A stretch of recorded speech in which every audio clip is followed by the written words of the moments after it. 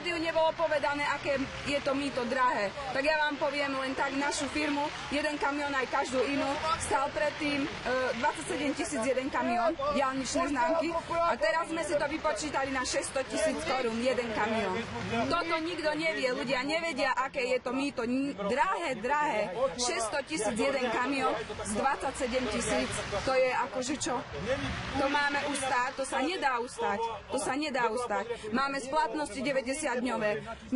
Naša firma konkrétne by musela 1 000 000 dať na kabíny, lebo cez karty sa to nedá. Keď máme dať zábezpeku do banky, našu firmu konkrétne by to stalo 66 000 eur, to je 2 milióny korún. Tie tam musia stáť, potom musíme dať na kabíny, máme ešte naftu, máme leasingy, máme výplaty, ľuďom musíme dať. Ako to sa nedá?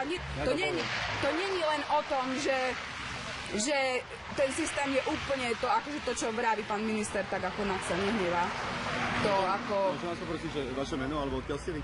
Ja som z Banskej Bystrici. Banskej Bystrici, áno. A poviete mi meno? Eva Kováčová. Eva Kováčová. Vy ste z firmy, predpokladám. Áno. Presne tak. A my zamestnávame ľudí a oni nás likvidujú. Koľko máte zamestnancov? Máme cez 20 zamestnancov. A kamionov máte koľko? 21. A čo to môže s vašou firmou teraz spraviť? Úplne nás to položí, úplne skrachujeme, lebo máme leasingy obrovské, musíme tie leasingy platiť. My sme obnovili autopark, aby mali naši zamestnanci akože podmienky, hej. A teraz, keď už sme ľuďom urobili dobré podmienky a všetko, tak nás idú zničiť. Skrachujeme. A nie len my všetci.